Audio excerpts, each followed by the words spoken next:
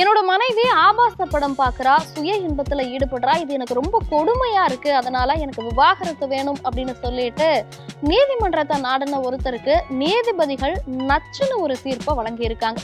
என்னென்ன சொல்லி இருக்காங்க, என்ன மாதிரியான வழக்கு இது, அந்த தீர்ப்பு என்ன அப்படிங்கிற தகவல்களை இந்த வீடியோல பார்க்கலாம்.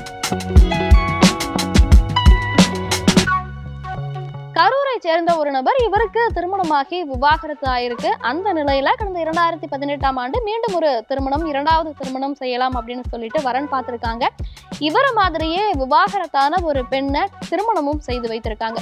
இந்த நிலையில கடந்த 2020ஆம் ஆண்டு அவர் கரூர் குடும்ப நல நீதிமன்றத்துல ஒரு வழக்கு தொடர்ந்திருக்கார். என்ன அப்படின்னா, என்னுடைய மனைவி வீட்டு வேலைகளை சரியா கவனிக்கிறதே கிடையாது, எந்நேரமும் போன்லயே இருக்காங்க, அது மட்டும் இல்ல அவங்க ஆபாச படங்கள் பாக்குறாங்க, சுய இன்பத்துல ஈடுபடுறாங்க, அவங்களுக்கு பெண்கள் சார்ந்த நோய் இருக்கு, அவங்களுக்கு இல்லற வாழ்க்கையில நாட்டம் இல்லை அப்படின்னு சொல்லிட்டு அடுக்கடுக்கான குற்றச்சாட்டுகளை வச்சு தன்னுடைய மனைவி கிட்ட இருந்து விவாகரத்து வேண்டும் அப்படின்னு சொல்லிட்டு ஒரு வழக்கு ஒண்ண தொடர்றாரு. இந்த நிலையில அந்த வழக்க குடும்ப நல நீதிமன்றம் தள்ளுபடி செய்திருது.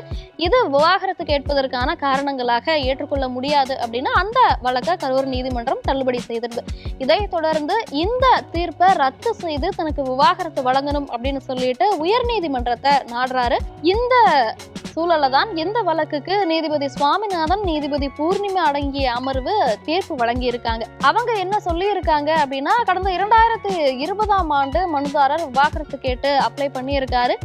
இந்த காரணங்கள், அவர் வைக்கக்கூடிய காரணங்கள் சரியானதா இல்ல. ஒரு ஆண் சுய இன்பத்துல ஈடுபடுறார் அப்படின்னா அதை உலகம் ஏற்றுக்கும் போது பெண் சுய இன்பத்துல ஈடுபடுறது எப்படி தப்பாகும்?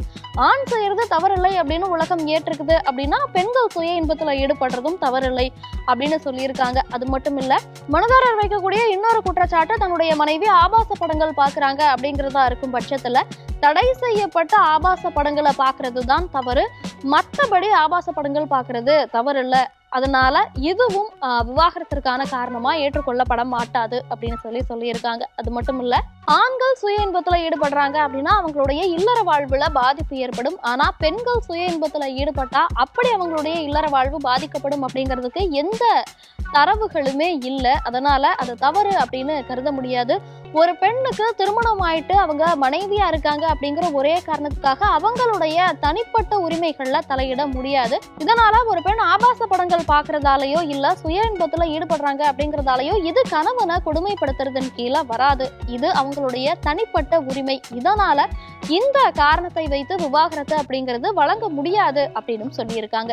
அதே போல மனுதாரர் தன்னுடைய மனைவிக்கு பாலியல் நோய் இருக்கு அப்படின்னு குற்றம் சாட்டி இருக்கார். அது மட்டும் இல்ல, இன்னும் பிற பெண்களுக்கு இருக்கக்கூடிய நோயும் இருக்கு அப்படின்னு சொல்லி குற்றம் சாட்டி இருக்கார். பாலியல் நோய் இருக்கு அப்படிங்கிறது ஆதாரப்பூர்வமா நிரூபிக்கப்படல.